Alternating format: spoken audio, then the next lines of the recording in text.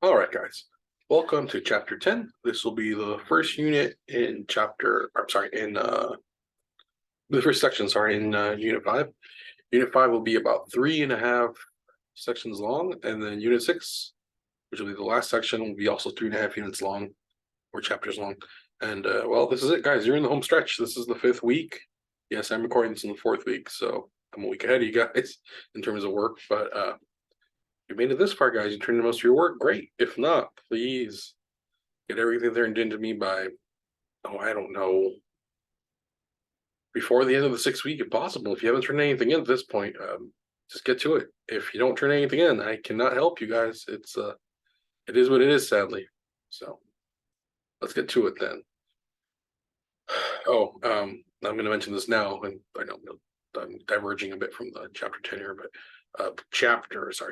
the final will cover everything from unit 5 and unit 6. So that's it. That's all I'm going to be covering question-wise. So don't worry about the first midterm part or we covered on there won't be on the final. There's no point to it. So, all right, guys, let's get into it. Virtual machine forensics, live acquisitions, and network forensics. It's about 41 slides, so I'll do my best to cover all of it in one sitting. So here are the objectives for this part of the unit in this chapter. Explain standard procedures for conducting forensic analysis of virtual machines. Describe the process of a live acquisition. Explain network intrusions and unauthorized access. Describe standard procedures in network forensics and network monitoring tools. Here's the overview of virtual machines. Give me a second. I'm gonna grab something. Let me pause it. All right. Sorry about that, guys. I had to grab a scratch pad in case I need to write notes for stuff. Or down the line we need to do labs, or if I feel like making up questions on some of this stuff. So anyway, virtual machines are common for both personal and business use. Investigators need to know how to analyze them and use them to analyze another suspect's drive. So if you aren't familiar with virtual machines, a virtual machine essentially is a virtual computer inside your computer that you build. So it's like Inception, have you heard of it? Or the Russian nesting doll syndrome, which is a doll within a doll within a doll within a doll. Virtual machines go from your main machine, then virtual machine. So it's just one over, if that makes sense, instead of going, 4 hoops and loops. The software that runs virtual machines is called a hypervisor. 2 types of hypervisor. Type 1 loads on physical hardware that doesn't require a separate OS. Type 2 rests on top of an existing OS. So what does that mean? So if you've taken a class with me before and you took server, for example, we do a lot of type 1. It's literally you install a virtual machine, you install the software, you install 2 virtual machines, and that's what we use for the duration of that course. But I don't ever do type 2 because that sits on top of it, which means it sits outside of the operating system. So it's kind of a separate beast and it segues out. So if you're curious, that's how it works. What slide is this? Slide 3. For me, so I'm going to need this slide in the future for something else. Don't worry, this won't be a question on the final, just for me, so I can chug it into another or plug it into another lecture in the future. Anyways, so the type 2 hypervisor are usually the ones you find loaded on suspects' machines. Type 1 hypervisor is stored typically loaded on servers or workstations with a lot of RAM and storage. That's very true. Which is the we find type 2. I guess. Type 1 though, yeah, that's really common in industry now. So long story short is, there used to be something called server farms or server racks. If you know what that is, just a giant, like, what's this thing? It looks like the size of a storage closet almost, but really vertical and tall. And they would have rack mounted slotted servers. Now all that's being moved on to like one big physical server you have in the back or in the office, and that'll host like anywhere from 8 to 12 servers alone that can do a bunch of different things. And that's kind of how they're moving away from having mostly physical to mostly virtual. But that's something I digress out of a little bit, in case you're curious about it. So type 2 hypervisor. Before installing a type 2 hypervisor, enable virtualization in the BIOS before attempting to create a VM. Okay, that's something you got to do. That's very true. That's very true. That is very true. Because without it, your hardware doesn't know it's going to be creating a virtual machine, so you have to enable it. Virtualization technology. Intel's CPU designed for security performance enhancements that enable the BIOS to support virtualization. Virtual machine extension, VMX. Instructions created for Intel processors to handle virtualization. So those 2. Most widely used type 2 hypervisors. Parallel desktops, great for Macintosh users who also use Windows applications. KVM, kernel-based virtual machine for Linux OS. Microsoft Hyper-V, new hypervisor built into Windows 10. VMware Workstation and Player can be installed on almost any device, including tablets. Can install Microsoft Hyper-V servers on it. Can create encrypted virtual machines. Can support up to 16 CPUs and 8 terabytes of storage and 20 virtual machines. So that's about CPUs. About almost one CPU per virtual machine or half CPU. That isn't bad. So you can split up that 8 terabytes into 40. That's like a quarter of a terabyte. That's what a quarter is what 250. Yeah, 250 gigabytes. So I assume it's quick math. And when I said earlier about us doing type 1 here, it's right. We really did type 2. Sorry, guys. I was thinking I had them backwards. I confuse them sometimes. So here's what it looks like when you install a virtual server. Or virtual machine, I'm sorry. So they make it an Ubuntu one. It's stored into users, Amelia desktop virtual machine, Ubuntu. That's what they're going to load. This is through VMware. So most widely used type 2 hypervisors continued. VirtualBox, that's what we use. That's what I use because it's free. It's free for you guys, and I can provide you guys with a ton of images. We might make a Linux one for one finally. I'm going to consider it. So let me write that down. Maybe lab question. We can make an Ubuntu virtual machine, and it's something simple, nothing crazy.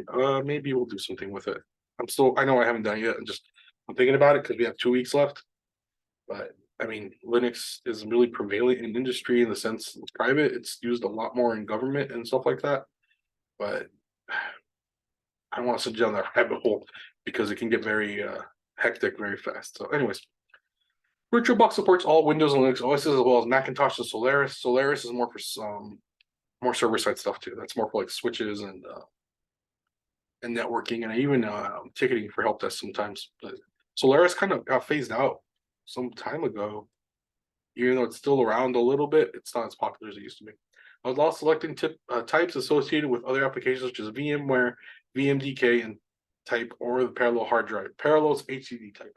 So Parallels is only found in Mac, like they mentioned, and it's used to run Windows. We use that at work sometimes. There are some of our technicians where I work that use Macs, but they have Windows on it. They use a Mac for batch scripting. It's different kind of coding, as it were. We're just telling operating systems to do specific things at specific times and running reports and all that stuff. Type 2 hypervisors come with templates for different OSs. Okay. So, conducting an investigation with a Type 2 hypervisor. Begin by acquiring a forensic image of the host computer as well as the network logs.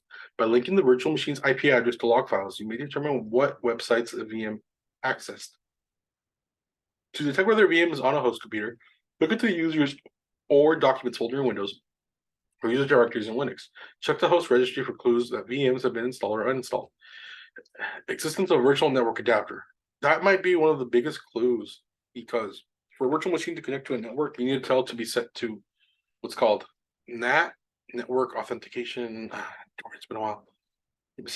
We did this like over a month ago. Give me a second.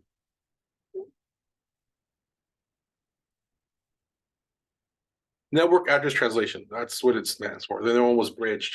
So you can think of that as it takes an IP and converts it to live IP so it can connect. Where bridge essentially goes over from the virtual connection to your main connection and piggybacks off of it and gets an IP address, which is like your house address. So it gets its own house address so it can connect to a network and talk to the world outside through your router. So those are the differences if you're curious. If you had the server with me, you'll know exactly what I'm talking about. I don't mean to confuse any of you. It's just stuff I need to reference because this is why I had you guys do networking a little bit before I even started talking about virtual stuff or even forensics in general. Because you're going to see that stuff more before you see this. That'll segue into it. So here's what virtual adapters look like in Windows. They'll show up like this. So that would be a very big clue that there's a virtual machine there. A second, let me grab some water. Let's move on. Conducting a hyperware investigation with type 2 hypervisors. We're still on the same stuff, guys. It's going to be about 6 more slides. In addition to searching for network adapters, you need to determine whether USB drives have been attached to the host. They could have live virtual machines running on them. A virtual machine can also be nested inside other virtual machines on the host machine or on a USB drive. Some newer Windows system logs when USB devices are attached. That's been happening since like 7 and up, so it should be there. Search the Windows registry or the system log files. This is what Ubuntu looks like. So it's a virtual machine within a virtual machine. Rushing and nesting doll syndrome I talked about a few minutes ago. You can do that, but it's really I mean, it's not that it's not common. It's more of a. This becomes more of a.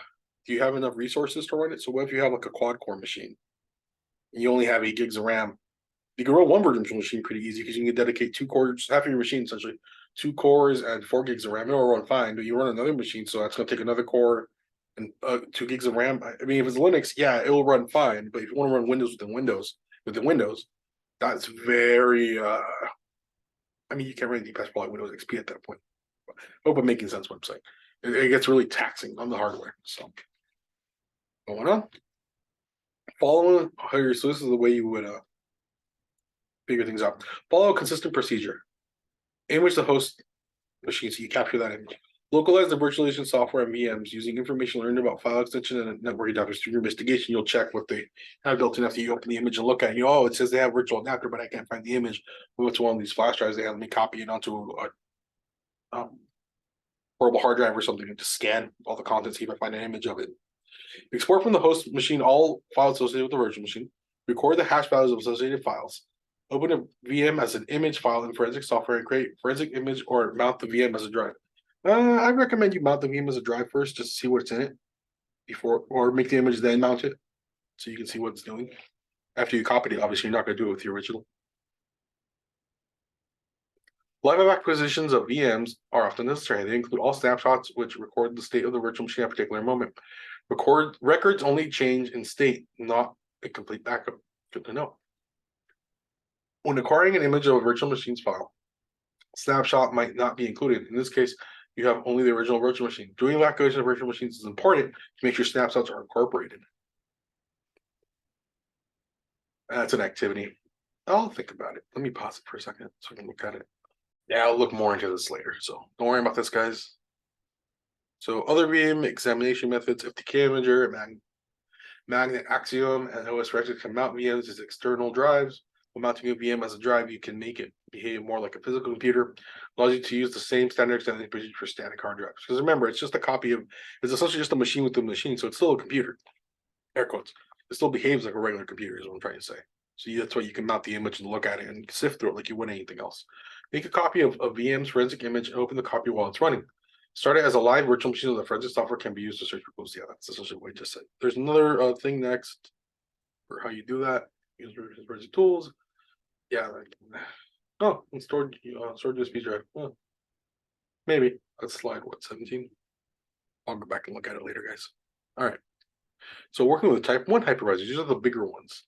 So that pen keeps clickety clacking. Let me write down 17 too. This way, might give us some labs that aren't too hectic because saving a whole virtual machine right now would be kind of not hairy. It wouldn't take you guys long to do it, but we don't have a lot of time to play with it, if that makes sense. This section is meant to help you understand the impact type 1 hypervisors have on forensic investigations. I almost said foreign, pardon me. Having a good working relationship with network administrators and lead technicians can be helpful. Why? Because you're going to need their expertise on this stuff. You're looking at something from this big on, let's say, on a laptop or a desktop. Now you're looking at something that can be, what if it's a whole corporation's virtual machine on a network? That's why you would need their help. That's the point. Type 1 hypervisors are installed directly on hardware. It can be installed on virtual machines for testing purposes. Capability is limited only by the amount of available RAM, storage, and throughput. Throughput means like capacity and things it can do. Common type 1 hypervisors. I like these. These are nice. Yes, I'm taking notes. Don't worry. Common type 1 hypervisors: VMware vSphere, Microsoft Hyper-V 2016. That's I think now the new version is 2020. Zen Project Zen Server. Haven't heard of that guy. IBM Power Virtual Machine and Parallel Desktop for Macs. That's not a bad activity. That's cool.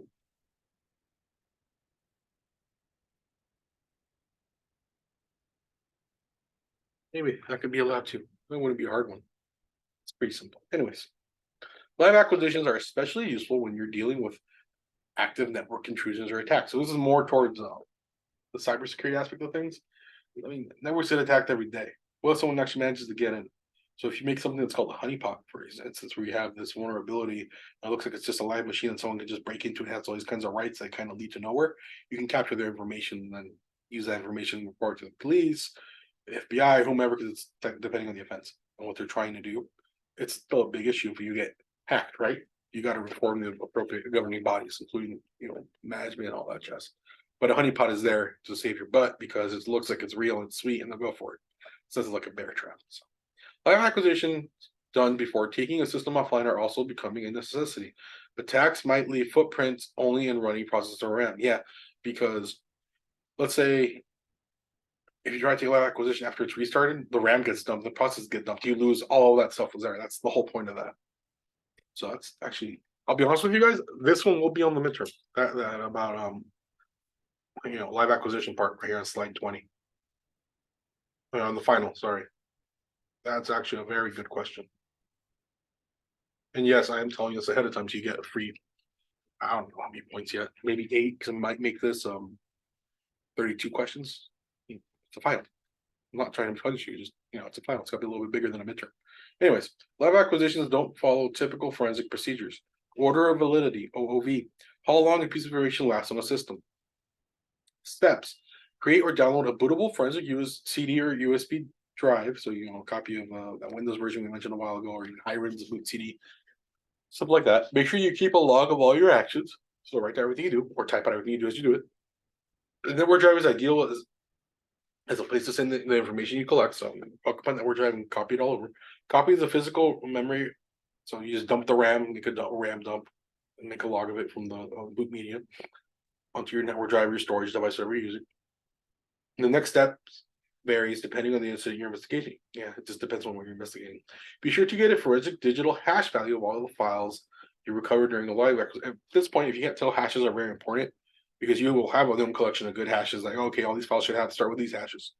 And well, what if this hash is like, instead of FF, it's G2. That's where FF should be. Is that normal? No. So you can flag it because we talked about hashes. That's why I'm referencing that. So you can use hashes to verify data a lot more easier. You should be aware of that by now, hopefully. So moving on. Several tools are available to capture the RAM. Mandate, memorize, Velkasoft RAM capture. Ooh, that's a good one. That's been around for years. Kali Linux updated version of Backtrace. I don't know. Should have you guys do a RAM capture of your stuff, but the thing is that can invade your privacy, and then I don't want to do that. Listen, I don't care what you're doing. That's not the point. It's just I don't want to get into those weeds. You know what I mean? It's just just forget it. Just know it exists. Might practice on an image if I can find one. GUI tools are easy to use, but they often require a lot of system resources. Might get false reading in Windows OS. Command line tools give you more control. Yeah, command line tools are a lot more like having a scalpel versus having a GUI-based system like Autopsy or Forensic OS. They're essentially like a giant sledgehammer. You make a hole in the wall versus, use a scalpel to cut a thin line into it. Can you do less damage? Yeah, that's kind of the point. But command line tools are a lot more nuanced because you have to know all of the commands. You got to know how they operate because if you don't type it in right, it won't work. So network forensics. Process of collecting and analyzing raw network data and traffic, network traffic, to ascertain how an attack was carried out or how an event occurred on a network. So you're looking at all the parameters of a network and what happened. The intruders leave a trail behind. Knowing your network's typical traffic pattern is important in spotting variations in networking traffic. So this is like someone, let's say, a catfish, that's what we're looking for. Spear phishing, because you guys get those emails from Merced that, hey, work from home, make 600 a week, yada yada yada. They're just trying to collect your data so they can log into you to your school email or whatever, and then they can do whatever they want with the info, right? So let's say someone, I always like using accounting because money is important in this world, and it's kind of not that I've seen people from accounting do this or I'm picking anybody in accounting. It's not the point. They're more of a, I don't know if they're not computer literate, like they're great at Excel, but when it comes to a computer problem, most people, I'm not saying you guys, like most people I work with are very afraid to click on something, if that makes sense. So they tend to ask for help. So what if they unknowingly click on something when they're not paying attention? It happens. Even I've done it. I'm sure you've done it. Like you're typing so now, no, you click a hyperlink that was there, you didn't notice it. And like, oh God, now my computer's infected. That's kind of what I'm getting at. And let's say this person in accounting, Jim, clicks on this link without noticing, and someone takes over his computer without him noticing and steals his credentials. Well, I know Jim is only allowed to access all financing, right? So what if Jim tries to access, well, I don't know, what can we think of? He has access to finances, which is great, but if he wants personal information, what if he tries to access something in administration he shouldn't have access to, like grades for other people, or records, or personal information from other people in counseling? I would see that and I go, why would Jim from accounting be trying to get this? That would be a red flag because you would know, well, accountants only have access to accounting areas. Why would they need access to counseling? Why would they need access to this? That could be a red flag. So that's what they're talking about, intruders leave a trail behind. Can also help you determine whether a network is truly under attack. Yeah, so you see this on the network again. Wow, this is weird. Why is he behaving that way? Maybe the guy doesn't even know they're doing this. Or person, guy, I'm not using it to be sexist or pick on anybody in general. Just in terms of a phrase, like maybe the person. I'll just use person, I guess. Looking for something spell over on my desk, and there we go. And well, that's weird. You know immediately, like, well, they shouldn't be trying to access that. Okay, lock out their port. You can do that with admin tools. That's where you can talk to them. Hey, can you shut this port down? So they lose network connection, they freak out, but then you call them, tell them, hey, here's what we discovered, blah blah blah, send a technician over, and yada yada yada. You all work together as a team. So let's move on. Network forensic examiners must establish standard procedures for how to acquire data after attack or intrusion, essential to ensure that all compromised systems have been found. So you need to start from you backtrace essentially from what they were trying to get to where they came from. So you work backwards, not forwards, if that makes sense. You work from where they went to where they came from. You work from here to there versus right to left. If that makes or in terms of reading, you read left to right, right? So if you start from where they ended, or you try to start from where they started from, you don't know where they started from. You always know it started as a computer, cool. Work that way, but if the chain goes cold, then they segue out to something else versus, well, I know they went here, let me follow where this went. That's what I'm referring to. Also, you wouldn't shut down any machines right now. Because remember, if you shut anything down on the network, it reboots and dumps everything it had, so you lose whatever was on there. So it's saying you got to establish procedures. This can be kind of really daunting of a task because if the network's huge, it's 1,000 computers. Well, it's a lab, an industrial lab, they can't shut down for this kind of stuff. It's got to stay connected. Procedures must be based on the organization's needs and complement network infrastructure. And this created a guide to integrating forensic techniques into incident response to address these needs. Here's what they are. Layered network defense strategy. So it's a layers of protection to hide the most valuable data at the innermost parts of the network. Think of it like an onion. All your critical stuff we go to the middle. If you go through so many layers, like people get tired of digging through layers after a while and can't get anything, and then they quit. But that's how good how good your defense is because you didn't get that far. That's the point. Defense in depth, similar approach developed by ANSA, models of protection, people, technology, operations. Yep. Your security is only as good as the people that you have trained and work there for you. And I'm talking about everybody, not just the IT department, security department. In terms of staff, are they up to date with phishing? Do they know what that is? Do they know how to stop it? Scam calls and all that, without getting away with information, things like that. So testing networks is as important as testing servers. You need to be up to date on the latest methods intruders use to infiltrate networks, as well as methods internal employees use to sabotage networks. So that's more of an insider attack, which I'm going to explain in a second. You just need to give me a segundo.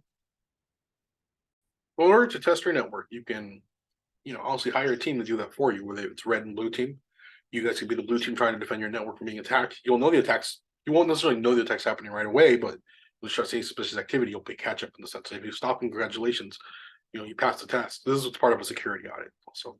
But the other one is educate people. Send out email. I know they're not going to read it all half the time, but a lot of this, oddly enough, for security is common sense. It's if you get an email saying that, hey, work from home for a week, it makes $600 a week. Does that sound like it's real? Think about it. That's what you guys get in your email. I get them all the time from percent. It's like I forward it to the help desk and they nuke it off the face of the planet and delete it and pray someone doesn't click on it. So talking about Merced a little bit, that incident they had back, I want to say September-ish, November-ish, it was a security issue where they got hit with ransomware. I guarantee it because that's why they were down for so long. The network was so compromised, they locked out files and what have you. Thankfully, they had backups as assumption, but they had to go through a whole audit because remember, guys, you can't prevent everything. I told you, risk is never 100% clear. There's always an amount of risk. How much risk can you allow? Because what happens in the security world, in terms of computers, is you can request the biggest budget on the planet. They'll eliminate your risk to let's say 5%, but they'll give you only to cover half. So your risk is like 40%, let's say. Until something happens. After something happens, you have all the money in the world to fix that risk and get it down. That's just how it goes. So it's talking about internal employees here. That's what's called an insider attack. And that's when, let's say, I'm not going to use Jim this time. I'm going to use, let's say, Bill from, I say graphics, let's say from administration. He works in the admin office, deals with students all day. Sends file requests and all that. But he's disgruntled. He got passed up for a higher position. And he knew it was meant to be for him. He'd been there so long and they didn't give him the position.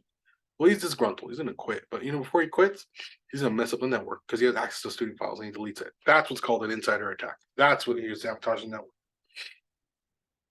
Anyways, moving on, guys. So hopefully those little tidbits make sense of what I'm explaining and what it potentially, deals with also down the line hand in hand.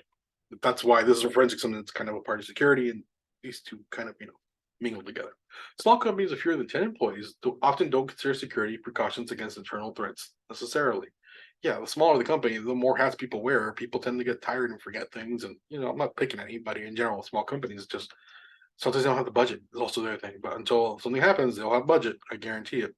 Can be more susceptible to problems caused by employees revealing proprietary information.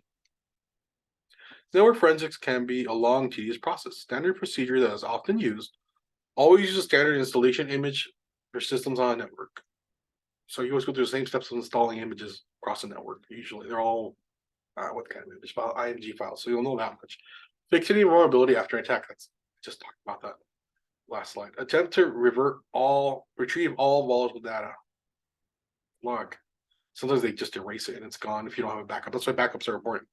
So a little story. I used to work for a for-profit education company called West Coast University. I don't work there anymore, obviously. So I'm here and I'm at college, but that's not the point of it. I worked there as a system administrator for about almost a year. And we have some health laws there called HIPAA, where information will be accessed by certain people and all this and all that. But it pertains that part of HIPAA law is that you can't back up your data to external hard drives because that's what's called a security risk, right? Well, we had a server in the back room. I wasn't in charge of it, the networking person was. And one day we go in the back room because we hear a fan going off, and it's like, oh, that's weird. Oh, the server light's blinking red. That's good. That's not good at all. Well, the server essentially melted itself and only had one drive, and it wasn't being backed up because we said we were going to back it up. We documented it, and we told our boss it was fine. Well, the network guy comes yelling at us, huffing and puffing about, hey, why didn't you back up the server to the USB drive I gave you? Yada, yada. We explained to him HIPAA laws. Like, oh, I don't care, blah, blah, blah. Like, you know what? At that point, we washed our hands of it and said, you deal with it. It's your job.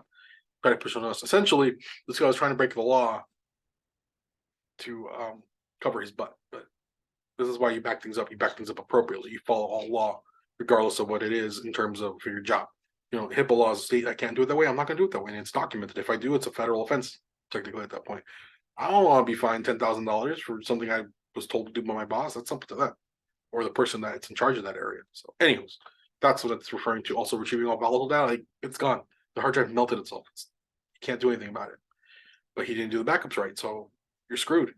All that customer data with clients, patients that came in to get their teeth cleaned or whatever, it's gone. Yeah, they were upset, but if you told them it's a computer issue, they understood. But still, it's like, dude, if you had just done your job right, wouldn't have this problem. Anyways, just that's what referring to volatile data and stuff like that. Hopefully that helps you guys understand this a little more. Acquire all compromised drives, not the one that melted, I'll tell you that. So if any hard drive was copied or compromised or erased, you grab it. The data's still there, remember that. Even though it's technically erased, it's never fully erased. Compare files on forensic image to the original installation image. So you would just compare apples to oranges. In digital forensics, you can work from the image to find most of the deleted or hidden files and partitions. In network forensics, you have to restore drives to understand an attack. That's a little more complex because you kind of have to make it live again. So you try to restore it to the moment before or the moment of, and then pause it, if that makes sense, from happening again, or recreating it. Network logs record ingoing and outgoing traffic. So those are located on network servers, routers, and firewalls. So we'll have about 3-4 log variants to go through so you can match time frames when this happened from this IP, et cetera, et cetera, et cetera. TCP dump and Wireshark, remember you guys with Wireshark? Tools for examining network traffic can generate top 10 lists, can identify patterns. Wireshark's very powerful. Variety of tools: Splunk, Spicework, Nagios, and Cacti. Nagios, I think, has fallen out of favor now, even though this was mentioned about 4 years ago. Sorry, I keep saying 3. I know Cacti is still around, and they're somewhat prevalent. So analyzing packets. Give me 1 second, guys. I need some more water. All right. So packet analyzers, devices or software that monitor network traffic, mostly work at layer 2 or 3 of the OSI model. Most tools follow the PCAP packet capture format, procedure or formula. Some packets can be identified by examining the flags in their TCP header tools, TCP dump, and the real. So here's what here's what a TCP header looks like. Source port, where's it coming from? Destination port, where it's going, sequence number, acknowledgement number. So sequence is here's all the packets: 0, 1, 2, 3, 4. So it's 16. So if it's 16 bits, it should be 0 to 15. But if it's 32-bit packet, it's 0 to 31. It doesn't use 32. It's a circular array, and it's an array type function. So now acknowledgement number. So it means, hey, receive this, and this. Offset, uparse of right here, window, checksum, urgent pointer. Options and padding. So it also does something where if it doesn't receive packet 3, it asks for a resend at the end of packet 3, then reorganizes everything in order. So that's how that looks like. It's don't worry, I'm not going to get too much into it. Tools continued. TCP slice, TCP replay, Ether Ape, NetDude, Argus, and Wireshark, which you've seen. I'll have to check out page 442. What slide is this? 33. If it's something you guys did in the beginning, which I don't remember it is, it might be. I won't have you guys worry about this. It's a lot, but this is what it looks like. We've seen it. Here's a UDP stream it captured.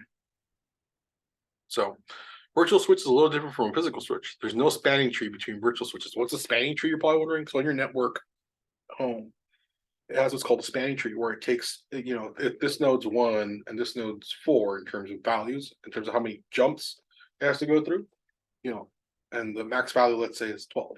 That's the maximum jumps you can have. 1, 4, and 3 is a total of what? 8 jumps. But the other one's 5, 2, and 5, that's 12 jumps already. It can't take that step. So I'll go the other way, which is 1, 4, and 3. So I'll route this way versus this way. It's shorter path. That's spanning trees. I can get into spanning trees. Spanning trees are pretty interesting. They're not hard to draw and look at, if that makes sense. But doing them on a network, there's a saying, most software or routers or switches, routers can do them automatically. But if you're programming like a Cisco switch or Bouquet switches, big industry switches, don't let them do it. You do the spanning tree yourself manually, because you can make it more efficient than the software that's built in to do it. So that's a long story, but it's more into networking. I'm not going to get too much into it, but it's a little bit of tidbit information there. But it's speaking in virtual switches, there's really no spanning tree. It just goes boop straight to where it has to go technically. Additional complications. Hypervisors can assign MAC addresses to virtual devices. Devices can have the same MAC address on different virtual networks. You're like, what the hell is a MAC address? It's essentially the own unique ID of your network card or wireless card. It has its own unique hardware physical address. That's what a MAC address is. So virtual machines give just random ones, and it could be the same one or used over and over for different devices. So it complicates it. Cloud service providers host networks for several to hundreds of companies. Tools: Wireshark and Network Miner. Almost done, guys. Almost done. 4 more slides up to this one. HoneyNet project was developed to make information widely available in an attempt to thwart internet and network attackers. Provides information about attacks, methods, and how to protect against them. Objectives and awareness, information, and tools. Distribution: DDoS, denial of service attacks, a major threat that may go through other organizations' networks, not just yours. Hundreds of even thousands of machines, zombies, can be used. That's more now. Botnet and zombies is kind of got replaced with that. So a botnet is a giant collection of machines that are infected and people don't know it, and those are considered zombies. So you might see botnet randomly. That's why. Another form of attack: zero-day attack. Another major threat: attackers look for holes in network nodes, operating systems, and exploit these weaknesses before patches are available. 0-day means that this, let's say Windows 12 got released, and hackers somehow got an advanced copy of it and look for it. They find a hole in it that hasn't been patched yet. That's a 0-day attack. So the moment Windows, let's say 12, goes live, you got to take it. They look for that and break in damage and whatnot. Honeypot, you heard me talk about this. Normal looking computer that lures attackers to it. I mentioned that. Honey walls monitors what's happening to honeypots on your network and record what attackers are doing. So let's get to the summary. Virtual machines are used extensively in organizations and are a common part of forensic investigations. There are 2 types of hypervisors for running virtual machines: Type 1 and Type 2. Virtualization technology is Intel CPU designed for security and performance enhancements that enable the BIOS to support virtualization. Forensic procedures for VMs, virtual machines, start by creating an image of the host machine and then exporting files associated with a virtual machine. Live acquisitions are necessary to retrieve volatile items such as RAM and running processes. Network forensics is the process of collecting and analyzing raw network data and systematically tracking network traffic to ascertain how an attack took place. Steps must be taken to harden networks before a security breach happens. Being able to spot various variations in network traffic can help you track intrusions. And on to the last slide. Several tools are available for monitoring network traffic, such as packet analyzers and honeypots. The HoneyNet project is designed to help people learn the latest intrusion techniques that attackers are using. I'm not checking out myself, and if I see stuff of value, I'll have you guys make a little paper about it. Nothing crazy. All right, guys. I'll catch you in the next one. Have a good one.